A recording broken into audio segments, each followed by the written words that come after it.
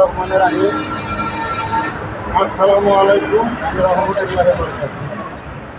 আমরা দুঃখের সাথে বলতে চাই যে আমাদের ফসিলর মাজার শুক্রবার দিন নামাজ পড়ে এসে তারা ভাঙচুর করছে। আমরা পাশে ছিলাম না, পালন করতে তারা সাহস পায় না বলতে দাঁড়াইছে।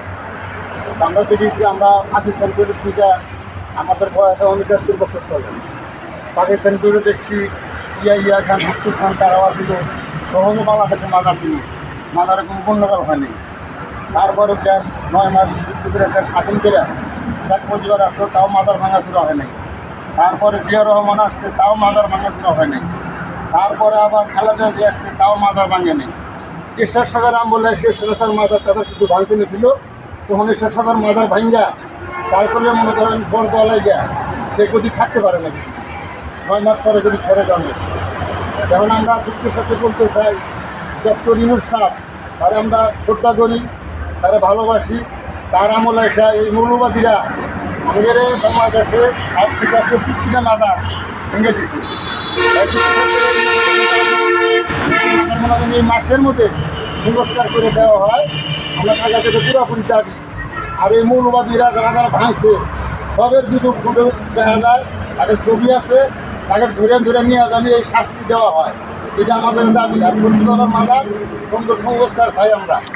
এ বলে আমার কথা শেষ। সেটা হবে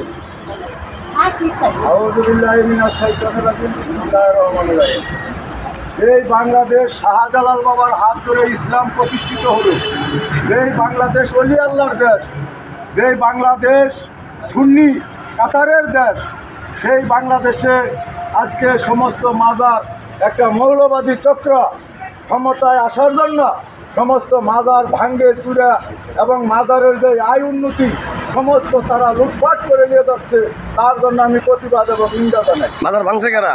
মাজার ভাঙছে শুক্রবার দিন জুম্বা নামাজ পড়ে, নামাজের পরেই আইসা এই মাজারটা মৌলবাদীরা আক্রমণ চালায়া ভাঙছে এবং টাকা পয়সা যা ছিল মাজারের সব লুটপাট করে নিয়ে গেছে। আপনারা জানেন এই মাজারকে উছিলা করে একটা এতিমখানা চলে। এই মাজারের টাকা দিয়ে এতিমখানা হয়েছে, এতিমখানা চলে। যেখান থেকে মসজিদ চলে, যে এই মাজারের টাকা দিয়ে মসজিদ করছে, মসজিদ চলে।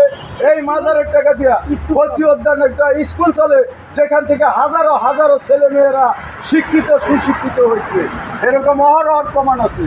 আমাদের এই অলির দরবার যেই মৌলবাদীরা ভাঙছে, আমি ডক্টর ইউনূসের কাছে বর্তমান যারা ক্ষমতায় আছে আইন প্রশাসন এবং সেনাবাহিনী ভাইদের কাছে আমি নির্মমভাবে অনুরোধ করব যাতে আমাদের এই মাজারটা পুনরায় আবার নির্মাণ করে দেয় এবং আমাদের দিকে তারা যেন সুদৃষ্টিতে তাকায়। এই বলে আমি আমার কথা শেষ করলাম। আল্লাহ দর্শক আমাদের কাছে যিনি আছে, আমরা তার কাছে আরও কিছু শুনবো কথা। আমাদের কাছে যিনি আছেন উনি বলতে পারেন।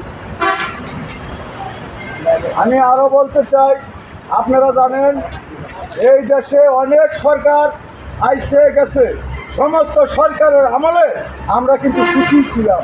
কিন্তু আমাদের শ্রদ্ধেয় ব্যক্তি ডক্টর ইউনূস সাহেব ক্ষমতায় বসার পরেও আমরা কিন্তু খুশি হয়েছি, অখুশি না।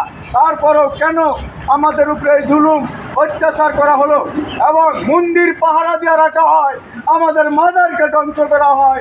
আমরা যারা ওলিদের রুহানির সন্তান তারা আজকে রাস্তায় পরে কাঁদতেছি, তাদের দিকে একটু নজর দেয় না। আমরা সমস্ত পাগল এক হয়ে এই গোলাপ শাহর দরবারে আমরা মিছিল করেছি, মিটিং করেছি, এও কথা বলছি যদি একটা মাজারের পিঠ ভাঙা হয় তাহলে আমরা উল্টা জবাব দিব, উল্টা প্রতিবাদ করব।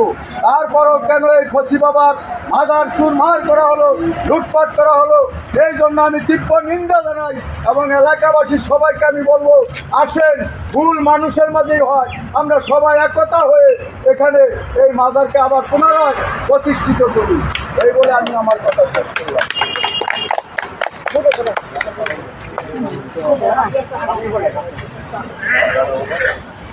আমার কিন্তু মেলার সময় লাগবে।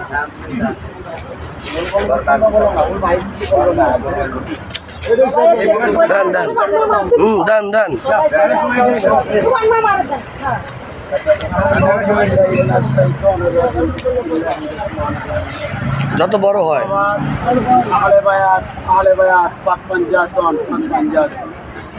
মাওলা আলীর স্মরণে, মাওলা আলীর দেশ, মাওলা আলীর জন্য আজকে আমাদের সাথে হযরত গাজীপুর সিটি রহমতুল্লাহের টাউন কুতুব হযরত ফজলুল্লাহ রহমতুল্লাহ আলাইহির দরবার শরীফ ভাঙচুর হয়েছে। শুধু হযরত ফজলুল্লাহ রহমতুল্লাহ দরবার শরীফ ভাঙাই হয় না, তাদের ভক্তবৃন্দর মন ভাঙ্গা খান হয়ে গেছে। আপনারা জানেন বাংলাদেশে কিছু জামাত ইসলামের লোক, হেফাজতের নেতা মামুনুল হক, ওরা নির্দেশে উনি হুকুম করলেন তারা বাংলাদেশে কোনো পীর আউলিয়া গাছ কুতুব ওলি আল্লাহর দরবার শরীফ থাকবে না। ভাঙচুর জ্বালাও পোড়াও করেছে।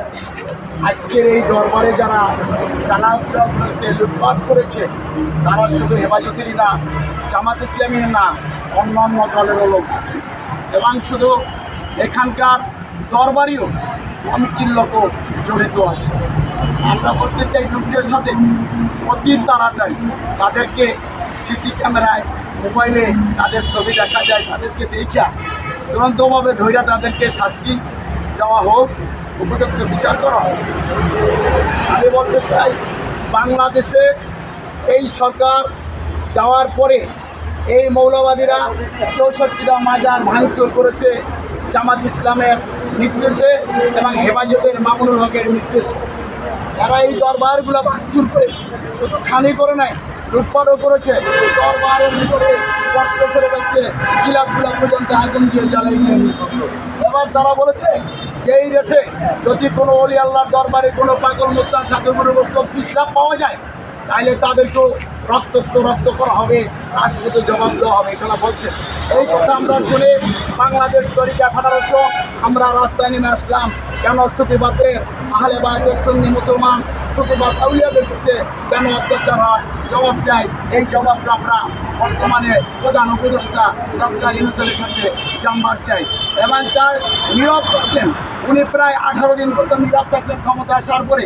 18 দিন পর্যন্ত সারা বাংলাদেশে হামলা হয়েছে, কিন্তু সে প্রতিবাদ করে নাই। সে যখন জানতে পারলেন হযরত শাহপরান রহমতুল্লাহ দরবার ভাঙচুর হতে যায়, উরুস চলে গেলে, সেই অনুষ্ঠানে আমি ছিলাম। অনুষ্ঠান চলে গেলে ওইখান থেকে সারা বাংলাদেশে হামলা করা হয়।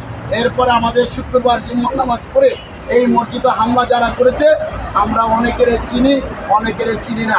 আমরা বলতে চাই তাদেরকে উপযুক্ত বিচার হোক। এবং তারা বলে এই দরবার নাকি আমি 44 বছরের ইতিহাসে আমি শুনি নাই। অর্থাৎ ফজলুল্লাহ রহমতুল্লাহ কোনো বংশ আছে, কোনো আত্মীয় স্বজন আছে। এখন আমরা 20 বছর পর্যন্ত শুনতে পাই তার নাকি আত্মীয় স্বজন আছে, বংশের অনেক কিছু আছে। এত কিছু থাকার পরে, কমিটি থাকার পরে আবার শুনতে পেয়েছি সরকারি ফান্ড নাকি এটা চলে।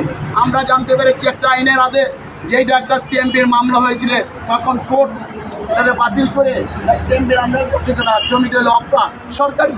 এই সরকারি জমির দরবার শরীফ, এই দরবার তারা নাকি এখন বলতেছে আত্মীয় স্বজন। কেন বলতেছে?